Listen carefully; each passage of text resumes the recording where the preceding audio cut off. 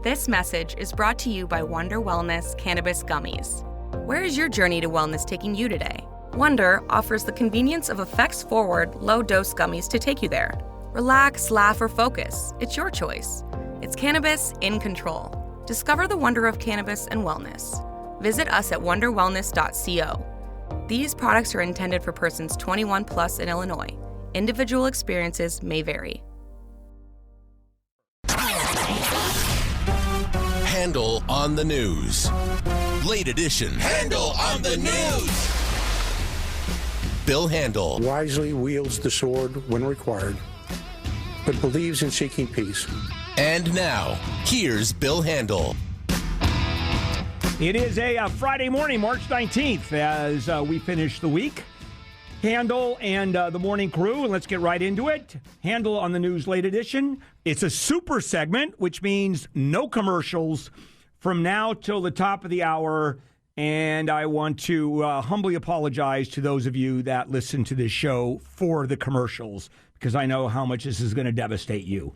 No commercials till the top of the hour. Let's do it. Jennifer and Wayne and me and lead story.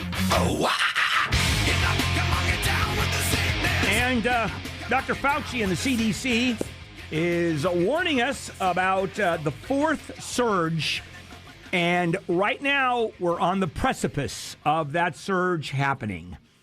Hospitalizations keep dropping, but we've got the number of cases that are now at 100,000. The number of deaths went up incrementally, not a huge number, but it's still... and in certain states, the uptick is really being seen. And now, over the next couple of weeks, we're going to see what's happening as a result of all these super spreader events. Or we're going to find out there was really no big deal. They're having surges, of course, in Europe. And over the course of this pandemic, generally what's happened is the United States has been about 4 weeks behind whatever's going on over there. So if that holds, we'll know in 3 to 4 weeks if we're going to follow suit with what's happening over there, or if somehow, maybe because our vaccination rates are better, we might, this is my hope, we might escape what's happening over in Europe now. Europe is shut down again, like it was when the pandemic started. You go to Venice, St. Mark's Square, empty. You go to the Champs-Élysées, empty. You go to all over. You go to London. It's empty. I thought it was weird too that Paris, this partial lockdown that they've got for the next 4 weeks, they're still letting places like, and they were very specific, bookstores, salons, those can stay open, but restaurants take out only. Yeah, it's very strange. Interesting. Well, there's two things there. Oh, probably what you were going to say, which was taking your mask down, eating, that sort of thing. So they feel the transmission is more probable in that situation. But it's still just interesting to call those essential, and yet a business is not, a restaurant is not. That was kind of my... So you can go down there. I was looking forward. I was going to go to Europe again, and looking forward to, because it was so empty, looking forward to a bit of nostalgia history. Where you have a bunch of people goose-stepping down the Champs-Élysées in historical precedent and not going to be able to see it. Historical reference. I know. You're never gonna forgive France? No, I'm never going to forgive France. Maybe they'll make a movie about it. What? Maybe they'll make another movie about it, and you can go see it in an actual theater. Yeah. Oh, that's true. Because it's showtime. AMC Theater says it's going to have 98% of its U.S. movie theaters open today. It's got 52 locations in California. 40 of those locations will be open today. I predict this is a test because I have no doubt that movie theaters immediately will have huge amounts of people lining up, want to go to the movies. I predict that. However, I wonder if people are going to go, oh, you know what? Maybe I did like being at home a little bit more. Maybe I did like getting those first runs in my house and not having to pay all that money. go into the bathroom. I can pause it, those kind of things. I will tell you that, and I used to be a fanatic moviegoer. 2-3 times a week I'd go to the movies. Even with movies back at full tilt, no distancing, even no masking, you're going to see the movie industry, the theater movie industry, collapse long term for exactly that reason. The new releases available, big screen TVs at home at ridiculously low prices. I mean, every week we talk to Clark Howard, who tells us, well, here's a deal. We've got a jumbo screen Dodger Stadium television available for $200 if you go to Costco right now. And then you have the sound bars, and it's a whole different world. It really is. So I wouldn't invest in movie screens anytime soon. Well, one of the co-founders of the company BioNTech, behind the Pfizer-BioNTech vaccine, is saying that within a couple of years, we might have a vaccine for cancer. You know, the Pfizer vaccine and the Moderna vaccine are based on a new kind of platform, right? That messenger RNA platform, which has to do with using the genetics of the virus. And for some time, the medical field has been looking at the genetics of tumors and trying to focus treatment specifically for the genetics of your tumor. Right? Not everybody would get the same drugs. You would get a specially made drug for your specific genetic tumor makeup. And now they're saying, you know, we are getting very close to having a vaccine that would treat this. Basically doing the same thing vaccines do to the viruses, which is get your body to attack them specifically. Same thing with tumors. Yeah, there's a logic to this because, as we know, during Operation Warp Speed, and the vaccine was released in December after it being started in January. The speed at which a vaccine was brought to the table with this new technology would be unheard of. It would be 10 years. But then again, the federal government does not throw this kind of money and these kinds of efforts in. So that's sped it up by a decade. And this technology was going to be used, and it may all come together. Remember we talked about there'll be a vaccine in 10, 20 years. Hey, this may have sped the whole thing up. Now the question is, and I should ask Dr. Jim Keeney about this, there are hundreds of different cancers. And there's basically one COVID vaccine.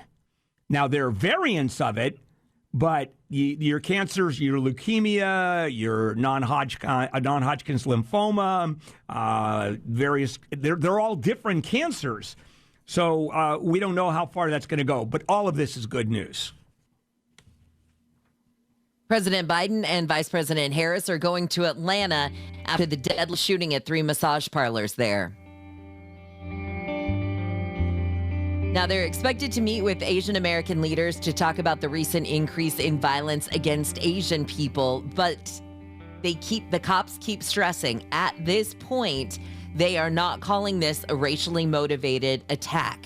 They are still looking into this as a guy who told them he has a sex addiction and that these women were temptations to him. I did get an interesting text, though, from Jo Kwon I wanted to tell you guys about. She said, according to a Korean newspaper that she was reading, he said, the shooter said he wanted to kill all Asians. And that's the first time that I have heard that. Do they have information that the cops hadn't released yet? I don't know. So, but it's something I'll definitely be keeping an eye on.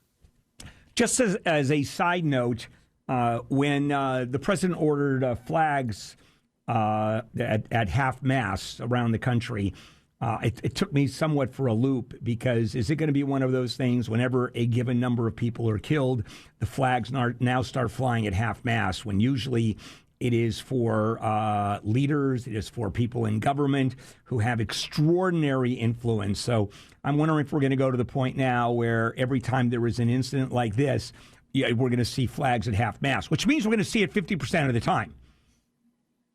And I'm wondering, come on, basically we're going back to my hero problem because everybody's a hero. Now, does everybody deserve a salute at half-mast? And it's, I think it's being diluted, what we have going in those signifying elements of what we're about, the significance of it. All right. The police identified and now have in custody the man they say robbed that Roscoe's Chicken and Waffles in Pasadena. Now, you really remember the incident. Terrible. Just terrible what happened there. John, you're a horrible John, person. you're a sick person. Why?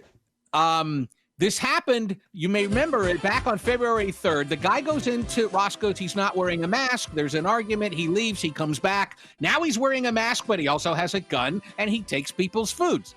Well, it turns out that he got arrested a short time later for a completely different thing. I believe there was a murder investigation going on, and he was involved somehow and ended up arrested. And then they pieced things together and connected him to the incident at the Roscoe's in Pasadena. Now, if I'm the defense attorney, it's going to be a very quick defense. Ladies and gentlemen of the jury, this is Roscoe's we're talking about. I rest my case. And the jury goes in, and, yeah, it's Roscoe's. Yeah, he's right. Yeah, Roscoe's. Yeah. Not guilty. It's just that good. It's just that good. That's the new commercial. The worst part for me, though, is that he gets turned away for not wearing a mask. Then he goes and puts on a mask and comes back with a gun. Why didn't he just go put the mask on and come back and order the chicken? He could have avoided a lot of trouble. Yeah. You're trying to understand the mind of a criminal, whether it's this guy or whether they're wrong and it's another guy because he's only been accused. But still, the person who did it is a criminal, and you're trying to understand that mindset. And I got to tell you, that is a fool's errand anymore. And sometimes you just go over the edge, especially with Roscoe's, for example, or Brent's with a pastrami sandwich. You can't control yourself anymore. Yes, you can. Come on. All right. There is a sexually violent predator who raped multiple kids in different states, 3 states, and he's been ordered to live in 29 Palms.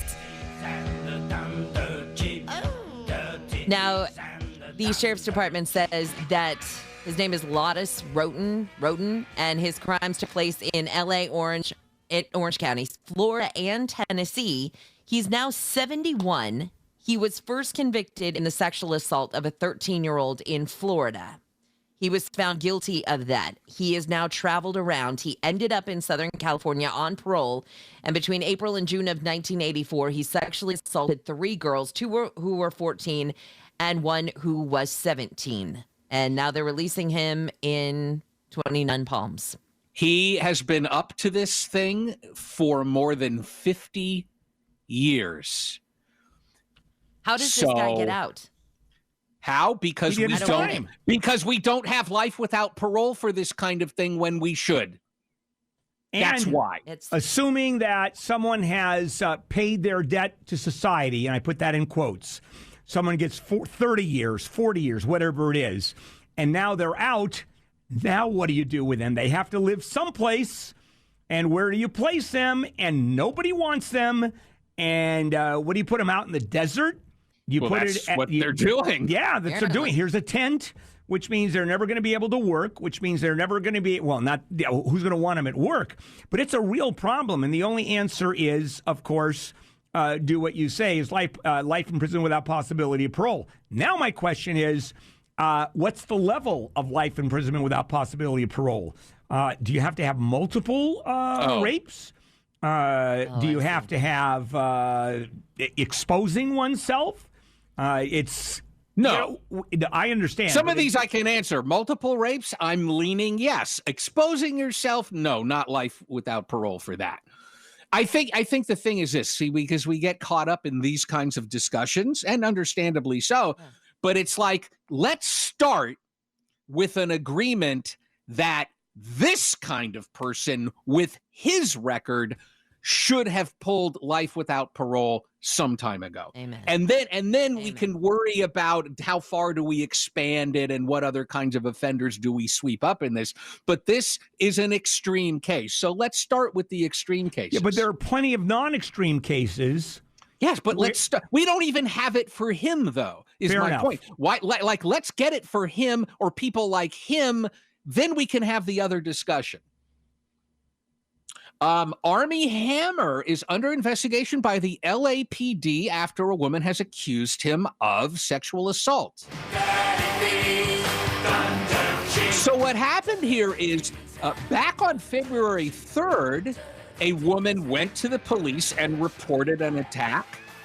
And then this week, a woman appeared with Gloria Allred in basically like a press conference announcement, and everybody is basically saying it's the same. It's got to be the same person, the same accusation.